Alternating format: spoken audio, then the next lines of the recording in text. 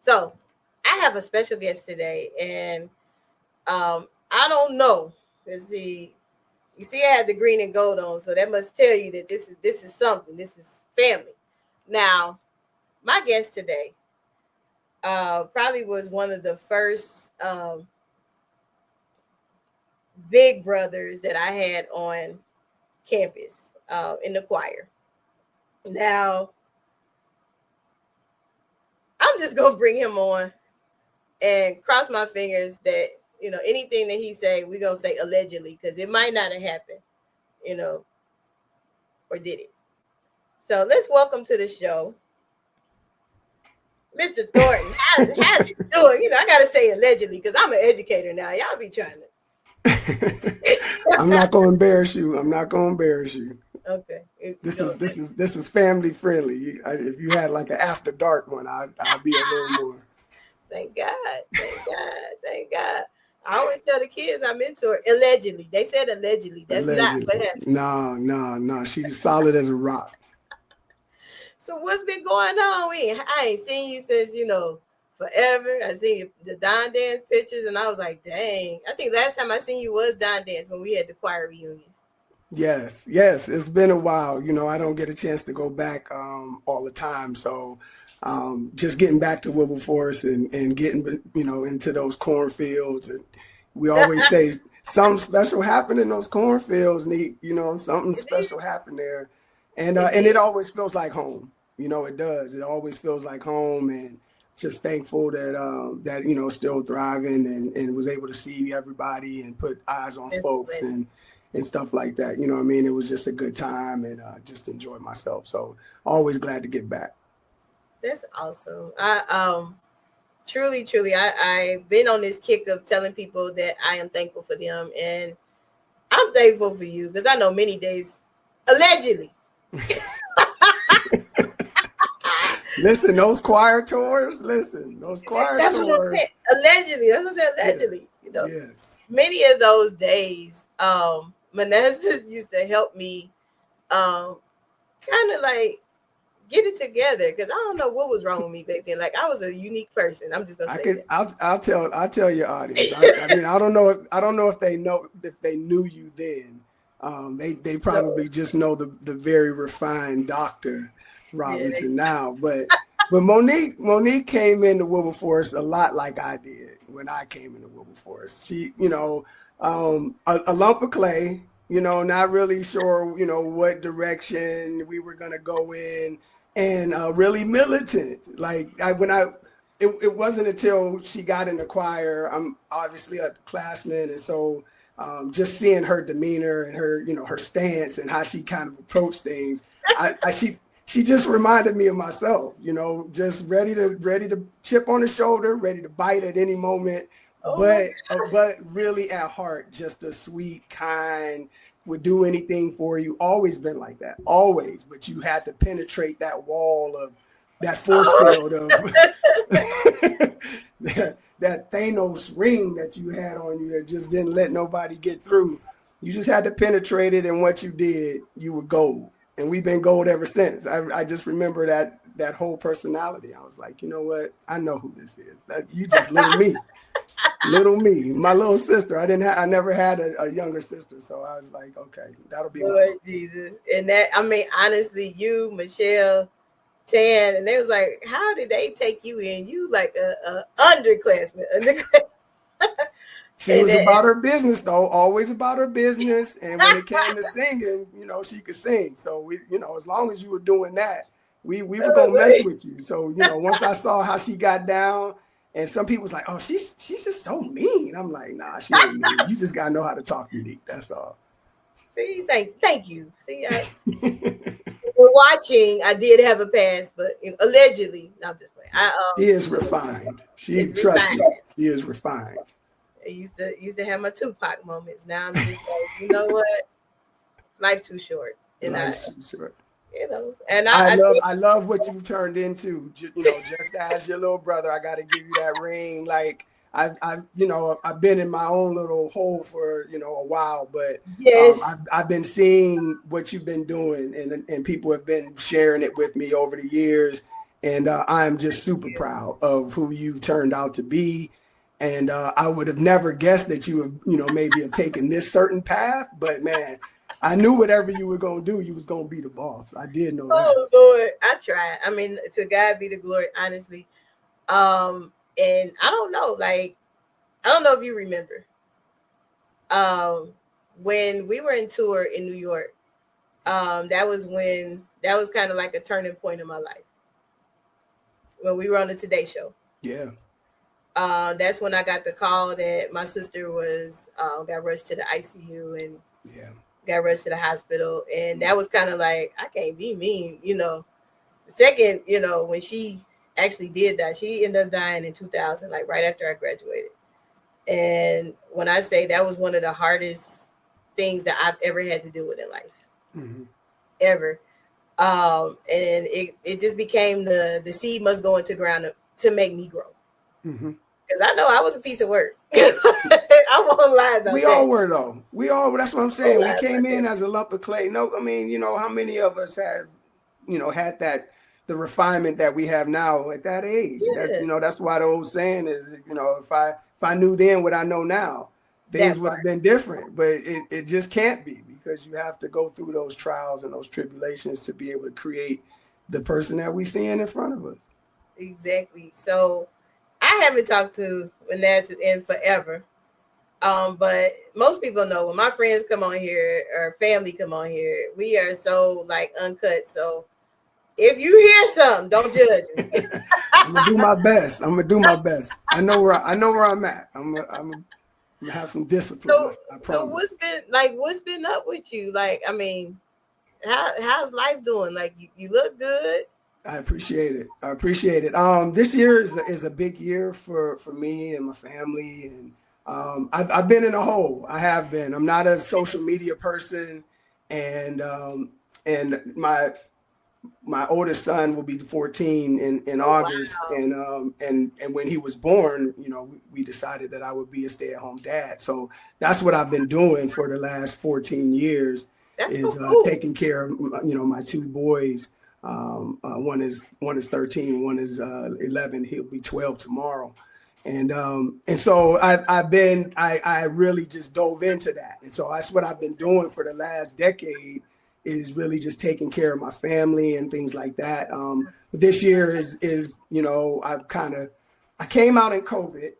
I'm not a social media person, so I don't do Facebook or any of that stuff, right? And then COVID hit, and people were ringing me in about the IG DJ sets and stuff. So I was like, oh man, that sounds dope. Let me jump onto that. So I got an IG page and did that. And then some of the bros, from Wilberforce, from Z Chapter, we created a podcast during the COVID called Pharaoh's Club Podcast, PCP. So we were doing that for a year and a half. Just shout out to the men of Alpha Phi Alpha Fraternity Incorporated. Anthony, I know I hear you. I hear you in the background, Anthony. I do. my close friend, mentor, he is an Alpha. He's probably screaming right now. So yeah, we did the podcast, and that was my first kind of foray into social media. And then once COVID was over, we kind of stopped recording. Everybody kind of went back to life and things like that. And I went back into my hole and kind of wasn't on any radar. But the stay-at-home dad portion of my life that kind of took me away from being in the forefront of life really is the reason why I started penning this book that will be out this year. Wait a minute, now rewind. You said penning a book. Yeah. I actually was talking to somebody that you had on before, one of the people you had on before. His name was Keon, one of our bros from Wilberforce, and he was speaking to me one time, telling them that I was, having these thoughts and these ideas in my head about what to do with myself, because I kind of lost myself through, being a stay-at-home dad. And he said, I have, you need to talk to Penda. I'm like, Penda Horton from Wilberforce? he was like, yeah, she's not Horton anymore. She got married, but man, Penda helped me write a book and got me to get these thoughts out, and you need to talk to her. And I was like, okay. So he gave me her information. I reached out to her, and it's been the beginning of what you will see this year that comes out. It's called Uncharted Territory: A Father's Journey. And it's about my journey as a stay-at-home dad and all of the things that it encompasses, the good, bad, and the ugly. And I just hope that it's something that can be a conversation piece for people who may think the way that I think, but might be embarrassed or afraid to kind of be as honest as I might be in this book. Wow. Well, that's cool. I like it. Make sure I give me a copy, but you got to sign mine. I don't want just, No, Doc. I'm proud of you. I mean, as a published author, that is a big thing.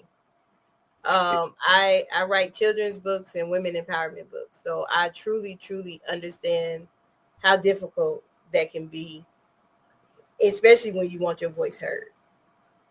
What was your why? I got lost. I got lost in being a parent. I got lost in what I do as being a stay-at-home, not having a job for the last, 13 years. It takes a chunk out of your identity. Wow. And that I found myself struggling, especially after COVID. I think everybody struggled during COVID. Yeah. So I won't even go into that. But even after COVID and before, I was finding myself trying to figure out what I was going to do with my life once my children were grown, or at least to a point where I didn't have to take care of them all the time. I was a social work by trade, and so I've been doing social work my entire life. 17, 18 years I did social work until, we had our son. And so I've been in this mode of father and provider and nurturer since then. And so in that, you do lose a piece of your identity. And I was trying to figure out how I was going to find it. And so talking to friends and just trying to be open. I've always been a communicator. Sometimes I would talk to strangers about it, because you never know who would, maybe just plug you in with an idea or a thought or something that could charge you into something. And so I threw it out to a couple people that I trusted. I had been taking notes the entire time that the boys have been alive, and just notes and thoughts and things that were going through my head. And I got to the point where I just needed to purge it, because the feeling that I was feeling, as far as again, like losing my identity, not feeling very valued, things like that people don't always talk about, especially men. Don't always get a chance to voice that type of vulnerability that really comes easy for me. So I just wanted to be able to be a vessel for that, to be able to show and just to be able to kind of get this out. For me, honestly, is the getting this book out is honestly is like therapy for me, just to try to purge this thought, because I just kept playing the same movie in my head for the last several years. And I'm like, the only way that I'm going to get out of this is to be able to purge it. There you go. And so that's why this is how it came about. I never wanted to be a dad. And so the book is about this crossroads of reality that we all kind of come into, where, you may not have necessarily saw your life being like this, but how do you adjust? How do you pivot? How do you move, motivate yourself to kind of move through some of the hard times to get to the good times? Well, look at you. My big brother doing big things. Big thing. He ain't got deep on this. I'm not used to being like, I got to sit here and be. I didn't I know. Ain't nothing changed. I'm still, still silly, still laugh. For sure. But I'm proud of you. I think that vulnerability is really needed, especially in the male community. A lot of men, one of my dear friends, oldest brothers, he raised his kids. And I used to feel so bad for him all the time, because I used to be like, where are the father's rights? Where are the, Mm-hmm. And so to see that you are being transparent and vulnerable in telling this story, I know it's going to open doors and it's going to help other people. Because my mentor, he has a show, the HBCU Man Cave. I call it the He-Man Woman Haters Club, but it's actually a good show. Because I'm like, y'all never had no women on there. But they talk about male issues, male mental health, male, you know. Yeah. And it's not no longer like the elephant in the room type of thing where, you know, you're not going to name it, but you're going to give a side eye and talk about it. Right. And I feel that men of color, they need those spaces. Yeah. Yeah. I mean, I had a conversation with a friend of mine not too long ago that I just saw after I hadn't seen for a while. And, you know, he had called me and told me that he was, you know, had just kind of started working back out and stuff like that. And I was like, man, I'm glad you said that, because I was like, I actually was going to call you. And because when I saw him, I'm like, dude, this ain't you. Like, What's this going ain't, on here? yeah, this ain't you, man. Like, this, you know, this isn't you. This is, you have to find space, find time to take care of yourself. And especially us at this age, like, I've had so much, you know, people that will die around you, and friends and frat brothers and relatives. Yep. You know, I'll be 50 this year. I was talking about, you know, this year is really special for me. I'll turn 50 this year. And you old? No, I'm just playing. No. 50. I'll be married 20 years in May. You know, to my beautiful wife. And it's just, you know, like we're at this point in our age and the point in the game where we really got to take care of ourselves and take care of the people around us, because you just don't know. You do. And you don't know who needs to hear their flowers or who needs to receive their flowers. Absolutely. I've always been like the strongest friend in my friend group. Mm-hmm. And when my best friend, actually my best friend and my sister died, and then my best friend that from Wilberforce, when she passed, Charmaine, I know you're like, oh Lord, both y'all together. You know, when she passed, that was just like, dang, life really is short. And that was another reason why I was like, look, I gotta change. I gotta do right. Yeah. You know. Yeah, because if your tree ain't bearing fruit, then I mean, that's facts. What are we doing? Nothing at all. So I'm gonna take a quick commercial. I got a surprise guest for you. Okay. Sorry, I know I can't hold water sometimes. That still is it. But when I got wind, I was like, my brother gonna be here today. I gotta make sure I got a special guest. So after this commercial, you're gonna see who my special guest is. Okay. Are you interested in attending an historically black college or university? Hello, my name is Robert and Gena. I'm president and founder of the Common Black College application. Our application allows students to apply to over 50 historically black colleges and universities at the same time for only $20. HBCU graduates have been some of the most renowned individuals in their respective fields since the late 1800s. In addition to that, our faculty and staff are truly committed to your success, and they have a vested interest in seeing that you do well. That, coupled with the academic rigor and the fact that you will establish lifelong relationships, are just some of the many benefits of your attending an historically black college or university. So if you're interested in completing the Common Black College app, visit our website at commonblackcollegeapp.com to apply now. Thank you, and get educated. Welcome back. I'm sitting here with, I got on green and gold, so y'all know it had to be filmed.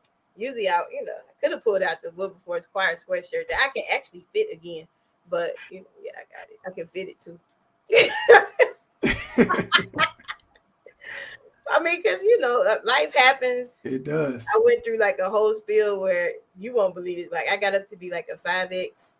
Because like you said, sometimes you just go through life and you just be like, I'm done. You don't stop and smell the roses and take care of yourself. So the hardest thing for me now is like, since I have lost, all the extra things and, took off a lot of excess baggage and got to, truly loving me again, is, dealing with the reality. Like I tried to put on, I'm telling you, it's so funny. It's a true story.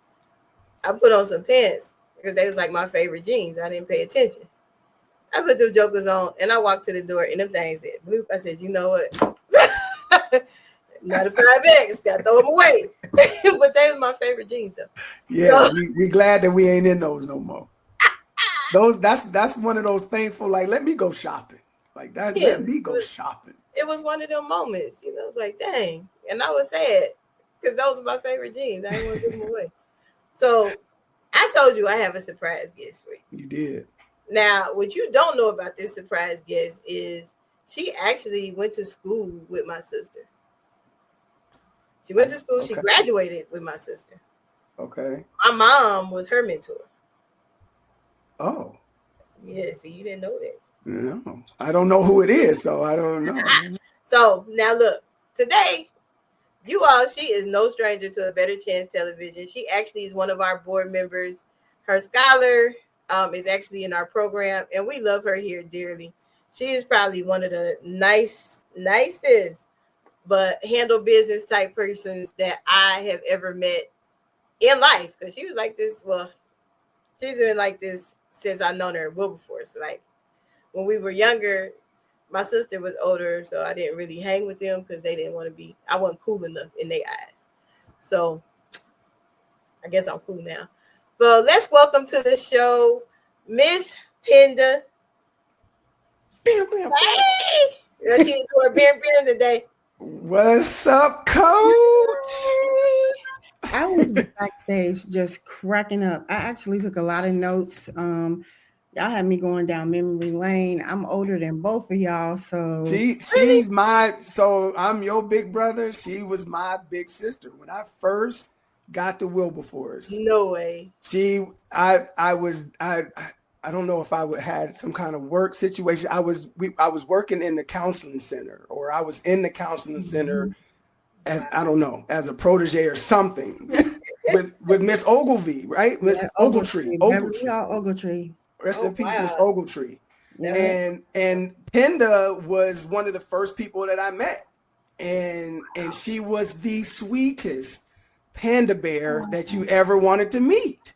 Always. I used to call her Panda initially. Like, I would be like, oh, she's like a little panda bear. You just want to hug her and like hold her. And she was like my big sister, and she just kind of like showed me the ropes, and she could tell you the same story about me that I told about you, like the chip on the shoulder, the like kind of militant attitude, ready for a confrontation with like a verbal confrontation. But if it needed to get physical, we could do that. Like, yeah, we were the same person, Monique. That's all I'm saying. That's hilarious. Similar. So look what Wilberforce did for us, though. I know. I was just backstage like, I am so indebted to Wilberforce, and I know that's not what we're talking about tonight, but when I listen to y'all and listen, I was in Alpha Omega. Was it Alpha Omega? I was in Alpha Omega, and I was in the gospel choir, so I wasn't in the university choir, but I sang. So I'm listening to y'all, and it's just so amazing. Next year, I'm gonna be out of school 30 years. Mm-hmm. Oh wow! Sorry. Yeah. Well, no, but look, I will be at graduation this year because my parents have been out of Wilberforce for 50 years. Nice. And for them, I was like, for y'all, I'll go to Wilberforce. My mom was like, you're not coming. So I would be at graduation. I think I'm gonna get them some shirts made, like, you know, they really graduating like in high school, like they did me. I'm gonna go all out, but I need something. So yeah, so no, it's good. So Miss Coach in the building. You got Manassas coming out the woodwork. I know, this is so amazing. Sometimes in my life, I'll be like, where is Manassah? Now, I saw him at Dawn Dance one year, and I literally almost jumped out of my skin, you know, because he's so special to me. So I'm cracking up the story you talking about. Penda Horton? Yes. I developed my love for helping people tell their stories at Wilberforce. And it's so interesting when you were talking about your book, Manassah, like it is an important book. I listen to a lot of podcasts, and I do a lot of reading, and there are a lot of men who are telling the story, but they don't tell it with the same grace that you do. So you're adding a voice into the earth that's missing. Yeah. So you said in the what'd you say, in the ground? I call it that you've been in the cave of a doula. So in that space, you've been healing. Like your baby's about to be 14. And it's interesting. I've been a stay-at-home mom for the last 10 years. And my baby is about to graduate from high school and go to college. Yay. So I think about like the book that you are working on, it impacts me too, because I've been a stay-at-home mom. So now I'm trying to figure out what I'm gonna do with my life after the role of mom is no longer I'll still be important to her, but it won't be the number one priority, because everything that I've taught her, she now has to walk in. So you putting your voice in the earth and putting that stamp on this story. I know you always be like, I just want my book done. Sir, get ready for some podcasts and maybe Jamal Bryant's stage, or get ready for Toure Roberts and people who are going to be calling you as a expert because of your courage in telling their story. And you're going to bring some healing to people who haven't had the strength to have these conversations. They just kind of been like going with the flow, So yeah, no pressure. No, but honestly, Penda is really telling the truth, because never will I ever. You don't know the story behind this. Honestly, Manasseh, the reason why I have a talk show is because I called Fussing and my mentor because they wasn't doing nothing for kids here in Texas. And so he was like, who is this? And he happens to be, he's an alpha. I'll let you meet him one day. You're like, oh my God. And so I called Anthony Fussing about them not doing nothing, because at that time he was a UNCF alumni. He was over that part of UNCF. And I was like, so what y'all gonna do? Y'all gonna sit up? I was really like going in. And so just so happened he's an alpha. So he lived in Cleveland. So he reached out to Lester Holmes. And Lester was like, Monique good people, but she will get you told. I was like, and so he invited me on this show. Never would I ever thought, now what, 7 years ago? Yeah, it's been about 7 years later. Yeah. That I would have my own show, write books and stuff. So your gift about to make big room for you. Like, I would not have known that you had that much going on. I just thought, well, dang, he mean. Because last time we talked, you gave us the Russell Simmons. He gave us the Russell Simmons. I believe it. Thank you, God bless them. I hope y'all okay. It was click. I was like, what I do? To shine today. Like I would, you just, like I said, you when you're trying to find your voice again, there's these moments where there's some insecurity and there's some pause. Like I feel like I've been away for so long from real reality, because I was in the trenches.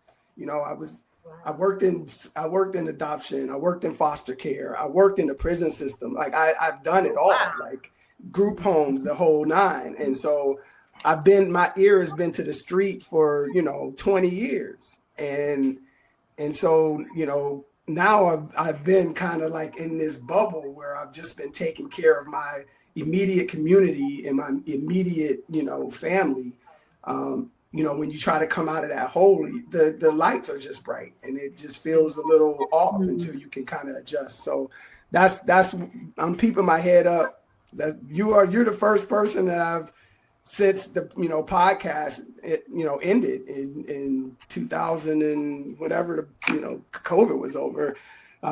You're the first person I've ever even done anything with. I've not even posted anything on social media. I don't really do that kind of thing. So well, don't be mad at me, because you better be Penda's been like, look, listen, little bruh, you gonna have to get your act together because it's coming. And I'm like, all right. I think the interesting thing. Oh, go ahead, Mom. No, I'm just saying she's telling the truth, because one thing that I lack in my my nonprofit is we don't have enough male mentors that can tell them things that, like, sometimes my male students come to me and I'm like, look, give me about 10 days. I got to find somebody that I trust. Find somebody I trust to come talk to you, because I don't want to lead you the wrong way. I can't tell you how to be a man because I'm not one. Yeah. So I love it. Like, I will support anything you need, in this project, just like I support anything Penda does. Like, And I was just gonna say, like, I'm really shy.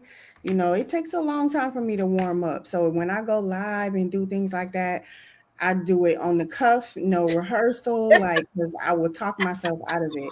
Right. And if you being an alpha man have so much of a village that you don't really have to say nothing.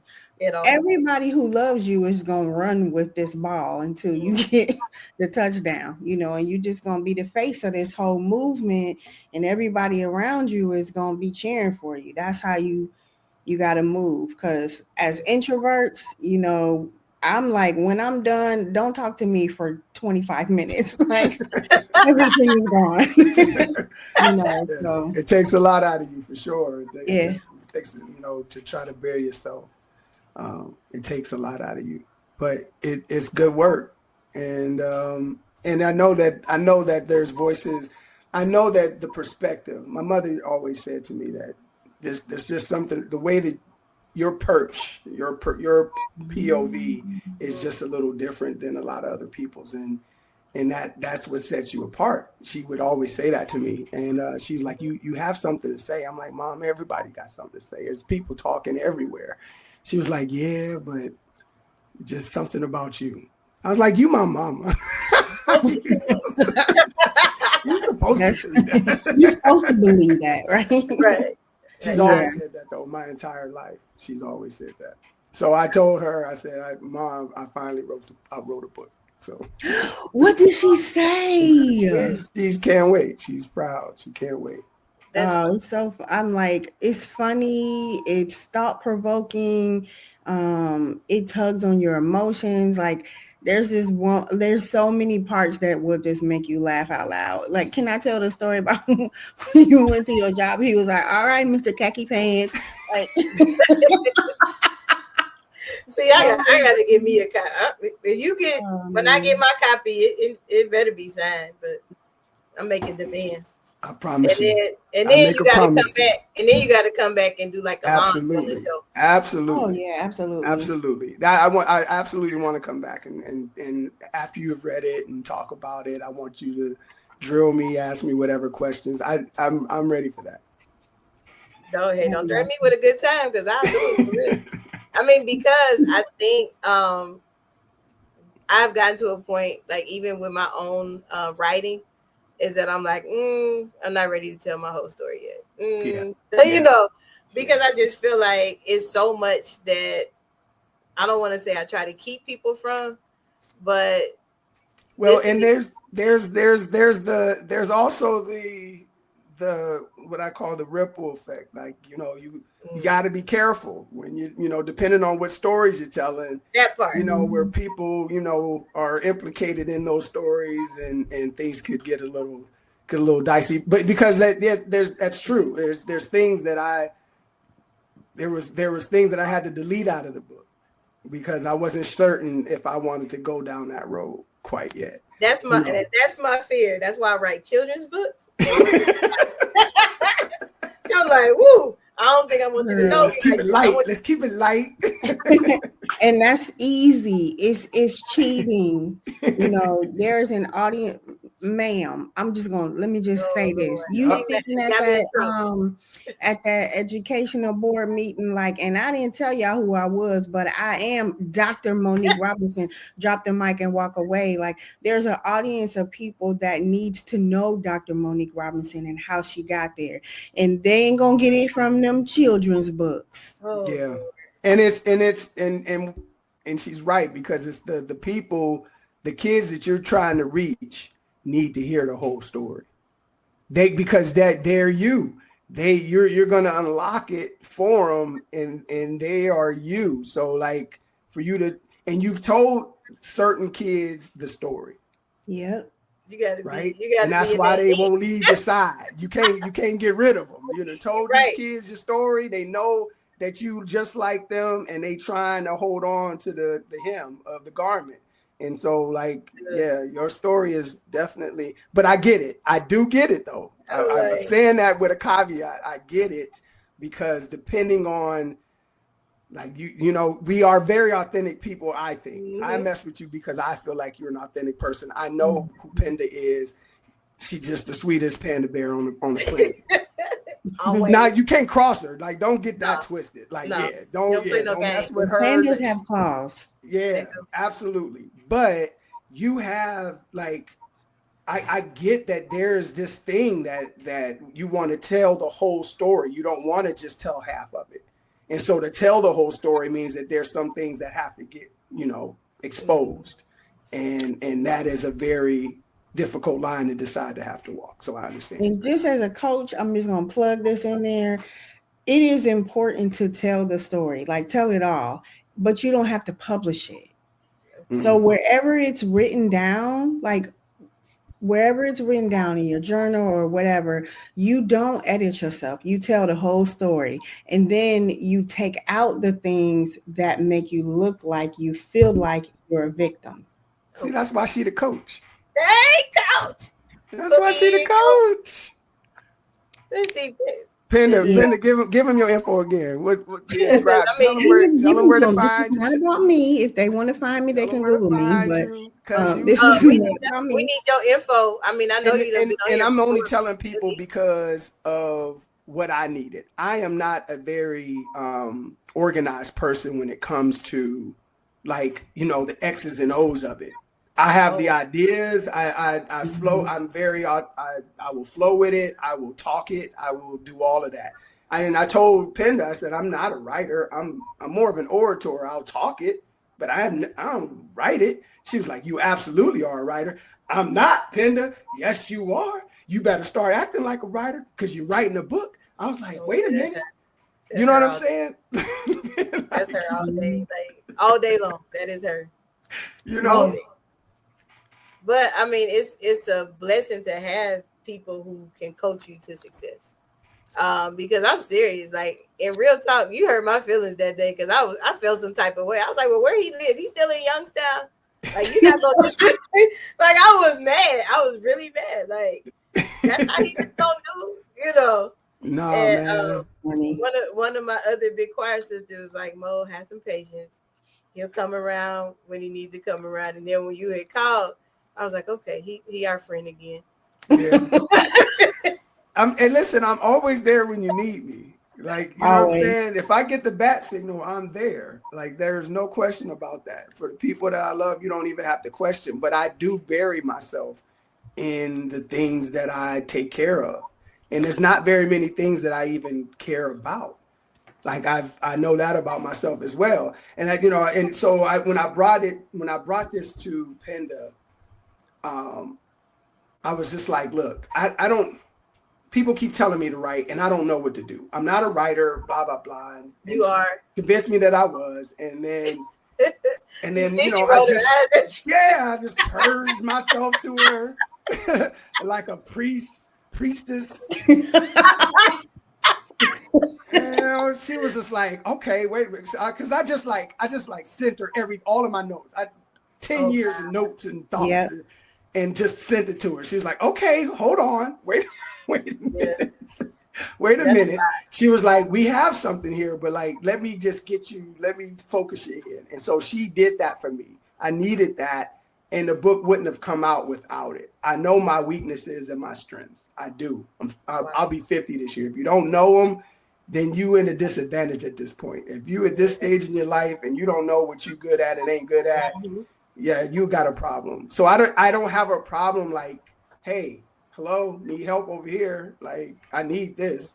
And she gave me that guidance. The day that we talked, I wasn't even sure what the book name was going to be. Initially, it was going to be I'm a good dad, but I don't want to be. Oh. And within like 15 minutes of talking with her, we were talking and she just was like, doing the priestess thing, was pulling stuff out of me. And I said something. She was like, "That's it." I said, "What?" She's like, "What did you just say?" And I ran it back, and she was like, "That's it." And I said, "What? Uncharted territory? That's it." I was like, "Okay, all right, boss." I was like, "All right, we can work with that, I guess." That's how we came up with the name of the book. I love it. Well, you know what? But I told you, Penda always got a special place because she was my sister's classmate, and my mom was Penda's mentor. So you can see the 6 degrees of separation that happens in life. Like, I didn't know that. I knew that your parents went to Wilberforce. I didn't know that your mom was her mentor, and she my mentor. I'm your mentor. None of that was ever discussed.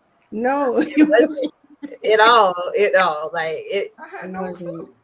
Yeah, and so it's like funny how look at what Wilberforce did. Look at what Wilberforce did. 50 years later. We need to make a t-shirt line with that. Look at what Wilberforce did. It's me. Right. I'm about to trademark. See? That's why she the coach. I keep telling you. Get that trademark. $39.99. What Wilberforce did in those cornfields, man, something magical happened. Yeah. I don't know. Something magical happened back there. It did. I used to go to Wilberforce. I know y'all gotta go. I don't want to hold nobody, but like I used to. My mother is an AME pastor. She's a retired AME pastor, preached for 40 years in the AME church, right? And I used to go to Wilberforce for what they called in the summertime. They used to call it Tawawa. Yeah. And it was a summer program that the AME churches sent their youth to, and so I would be there. I would be at Wilberforce every summer. Thinking to myself, man, I ain't never coming to this school.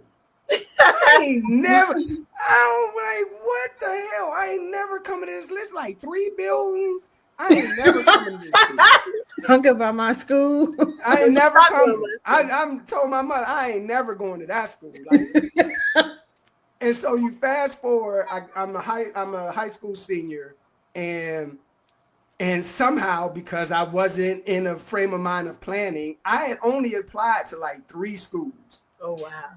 Like Wilberforce, it was like a school in Pennsylvania I don't remember the name of, and I don't know, I think Howard or something like that. The only school that called me back was Wilberforce University. So I said to myself, I guess I'm going to Wilberforce. I didn't want to go to Wilberforce either. I wanted to go to Jackson State. My daddy looked at them papers. He was like, "Girl, you going where the money is?" Okay. Y'all was the elite.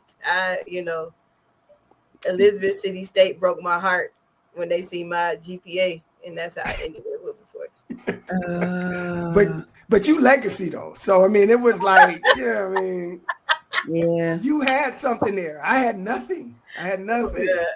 I Wilberforce sight unseen, and I lived down the street in Dayton. Like grad night, I drove from Kings Island. I was like, let me go drive by my school I'm about to go to. Like,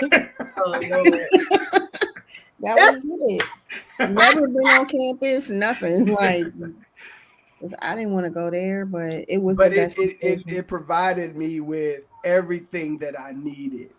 And from a kid coming from a small city like Youngstown, Ohio, you can relate coming from Dayton and stuff, right? Yeah. Like I came from that small town. I would have got eaten up by a bigger school. Me personally, I personally would have been eaten up by a larger school. I needed that family oriented. I needed that close connection. I needed that, everybody kind of touching and agreeing. I needed it.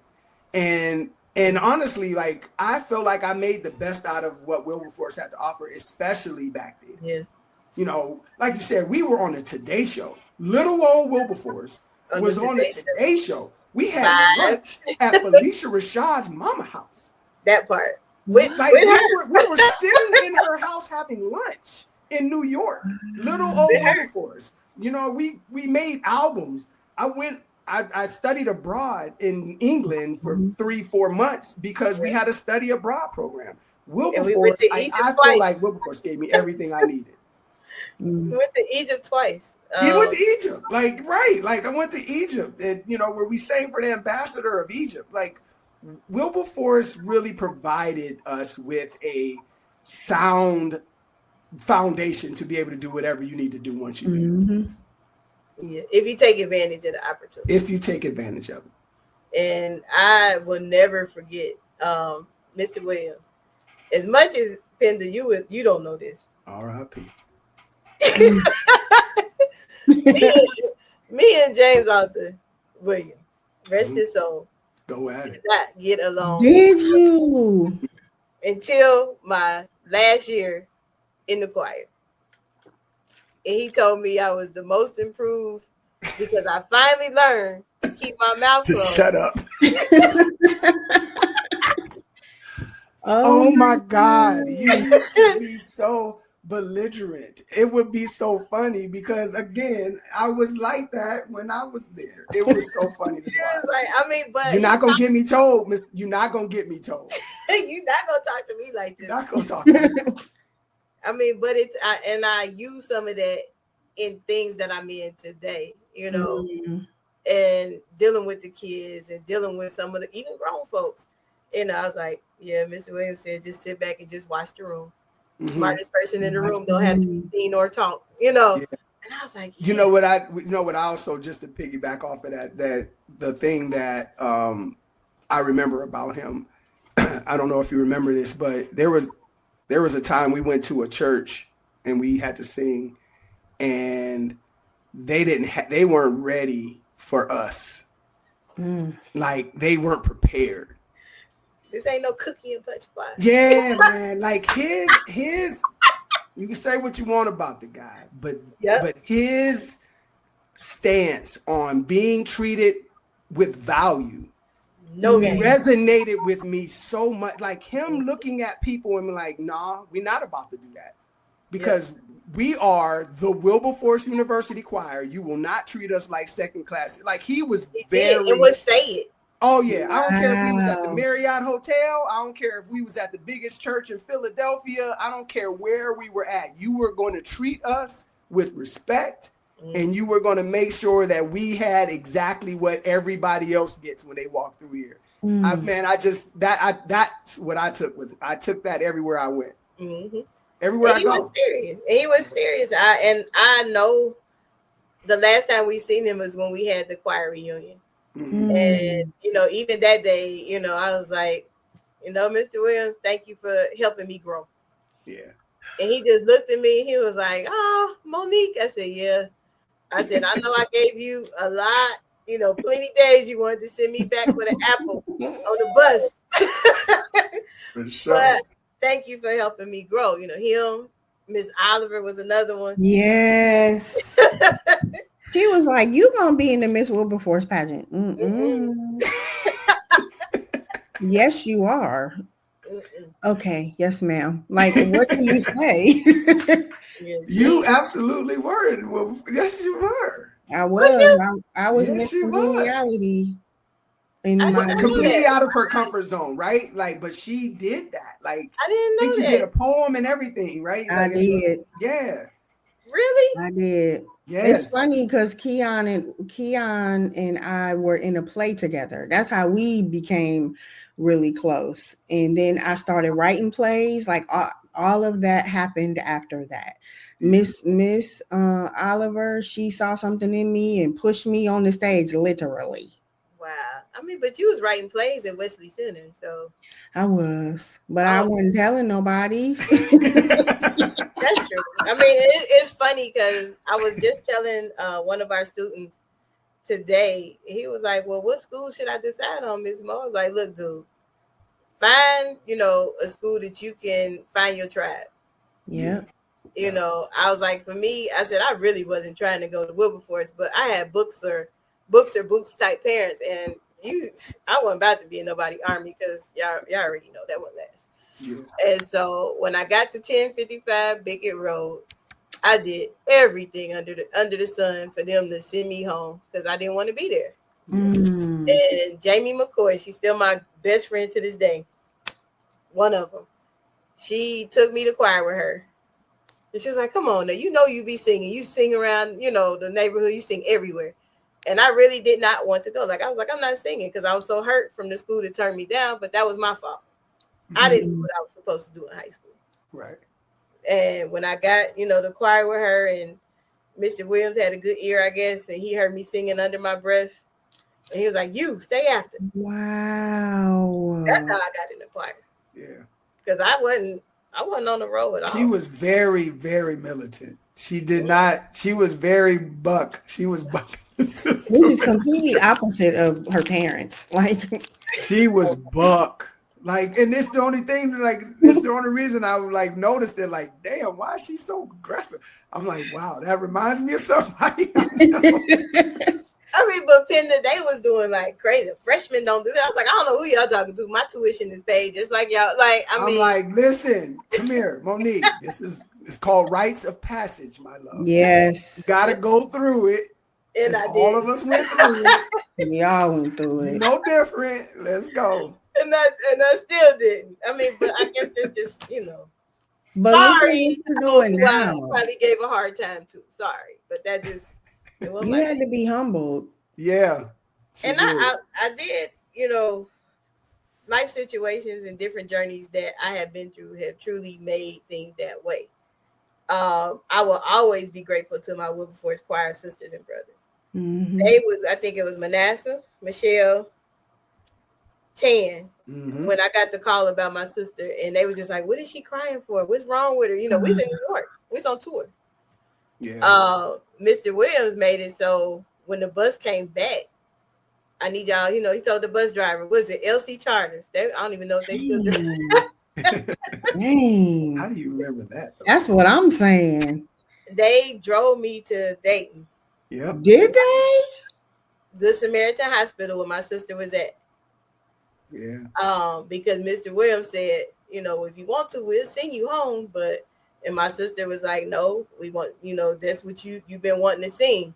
You somewhere where you get to do what you want to do. You stay there. I was like, as long as you're going to be there when I get there, because people really don't know. That's why I said I'd be leery about telling my story. Because me and my sister didn't get along at all. We were complete opposites. Complete. I've always been large. She was skinny. She, complete down the middle. She was light. I was dark, like all the way. I was tall. She was like literally. Until her last breath is when I would start like, wait a minute, okay, God, I'm gonna be nice. I'm gonna change this around, but you gotta heal her. And it didn't end that way, When she died, I shut down. You talk about somebody shut down. People was like, "Where's Monique?" I shut down because I thought, me being young in spirituality was like, now look, man, God, you playing. You told me you was gonna heal her if I start acting right, start being nice to everybody. And you didn't, and it messed me up. Yeah. So that's why I'm like, shoot, Manassah, I can't wait to read this book because it's gonna help me because I'm not ready to be that where people can just know everything. Excerpts. Yeah. Everything. But you have been though. Still excerpts. You know what I mean? Like she said, it's still excerpts. Don't get it twisted. Y'all don't know power everything. Punches of excerpts. It's not like I walked down the street. No, it's like I walked down the street and fell in a hole. I ain't gonna tell you nothing else. Yeah. But it's the excerpts are what's important. And if you go back and listen to some of even the podcast that you were on with me, where we talked about it, you've already started writing your book. Like you already started. I don't know what you're talking about. Yeah. You got notes, just like Manassah had 10 years worth of notes. Wow. And he gave them to me, and I was like, voila. Same thing, Mo. Okay, yep. I'm gonna think about it. But same Manassah, seriously, you just don't know that this book is about to start being on a lot of stuff because it's needed in the African American community. For me, I appreciate that. I accept it. All right, I do accept it. It's not my intention, but I accept it as a byproduct of what may happen from it. Yeah. Well, you got the best coach in the world because you get records of results. We're good. You know? I mean, it was a year. I think we started talking about a year ago, almost to date, and it's been a year in the making, just kind of putting it all together, and it's been therapeutic for me, for sure. And just talking about it, because I started writing it, I've already been having those conversations with people around me. So like, it's already kind of permeating through people that I know, because I've been talking about it for a while, and just my thoughts and how I feel about it, and parenting and fatherhood. And I have friends like, dude, like, like, man, like, I ain't never heard nobody say that before. Right. You ain't never felt like that. Like, what is wrong with you? Yeah. Well, I felt like that, but I ain't never heard nobody say it like out loud. I'm like, oh. I'm excited. I know Penda is probably like, wow, this is a finished product. And before we get out of here, how can we purchase the book? How can we get the book? Yeah, I again, when I once why are you looking at me like that? I don't have that information now. The book isn't finished, but I am planning on creating the website and all of that for easy transition for books to be sold and things like that. So there's no place to purchase it yet because it's not finished yet, Monique. But we are. I'm in the process of all of that. It is all in the process of being done. The book launch, we are gearing up for November. My birthday is November 7th. Oh, this yay! year. Yeah, so I'll be 50 then, and so that's right now is the soft launch for the book. Awesome. Well, that's exciting. It is. Because at least now you got us wanting to know. Like every year, my birthday and my sister's birthday, I always do something. So I get it. Like, I celebrate the whole month though, so I'm a little bit different than most people. I celebrate May 1st to the 31st. I celebrate my birthday. Hey man, you should. I mean, we all should be really celebrating life and taking care of each other and building each other up. Like, we really got to get out of this. I was just thinking yesterday, I was walking around the track. My sons play basketball, and I'm a glorified Lyft driver at this point. So, I'll be sitting in parking lots for 2-3 hours waiting for them to get done with practice. I'm walking around the track, and I'm just like, man, we're just so, we're not as welcoming to each other, and we're not as open, and when everybody's angry and everybody's at this point where they're ready to pounce, and we just need to give each other some grace. Like, we just need to give grace and allow for people to kind of get back to just like being kind to each other and trying to help people and build people and build each other up. Because we seeing what the tearing down is doing, and it just does not bode well for us. So, I just think we need to spend more time building each other up. Well, awesome. And Miss Penda, thank you for coming today. Tell us how we can get in touch with you if we need that writing coach, because, only you can do it. It's not about me. I'm doing this reluctantly. But you can find me at pendaljames.com. It's my website. I'm at Penscribed on IG. I'm on Facebook and YouTube and LinkedIn. It's my name. I was hiding, so it wasn't Penda for a long time, but now I'm Penda L. James, so you can find me for real. Yeah.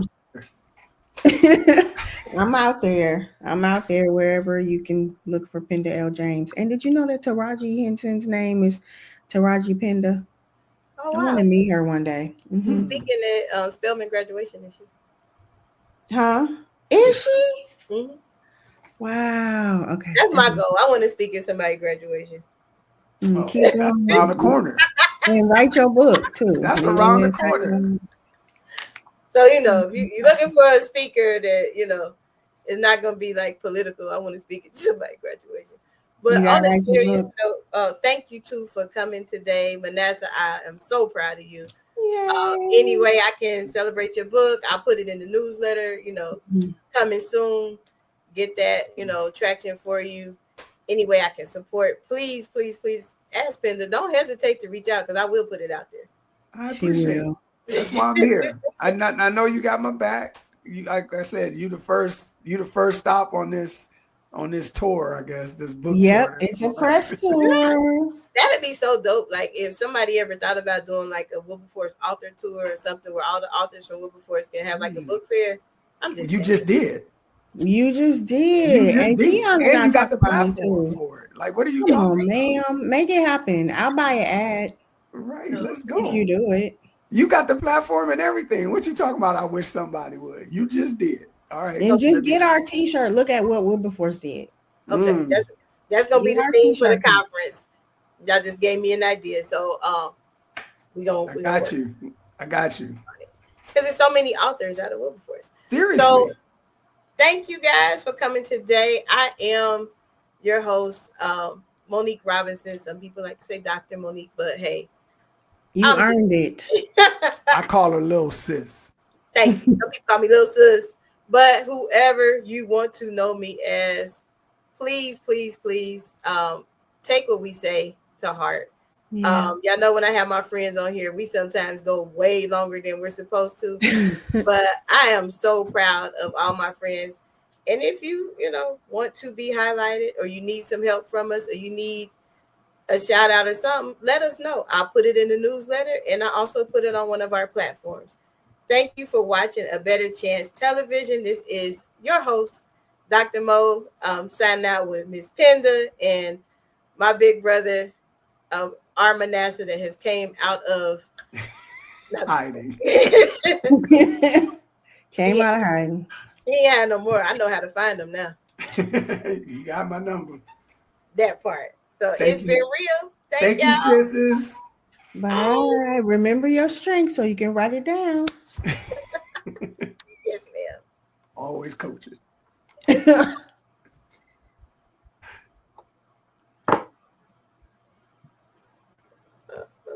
For inspiration, motivation, and the good news of Jesus Christ. Look no further. The Daily Gospel Network has what you need. With more than 300 ministries from all over the country broadcasting every week, you're sure to get your dose of spirit-filled encouragement from the great programs on the Daily Gospel Network. Catch the Daily Gospel Network on Roku, Amazon Fire, Apple TV, all mobile devices, and the internet. Tune in to A Better Chance for Youth television show with host Monique Robinson on the Daily Gospel Network, the television show dedicated to highlighting incredible students on their quest to change the world. Join us every week as we uplift the youth and help them on their journey to the bright future they deserve. Catch A Better Chance for Youth television show with host Monique Robinson on the Daily Gospel Network.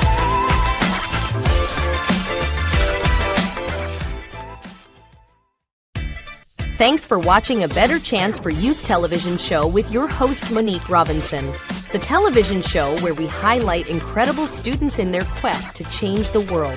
Join us each and every week as we uplift our youth and help them on their journey to the bright future they deserve. So until next time, God bless, from your friends on A Better Chance for Youth television show with your host Monique Robinson.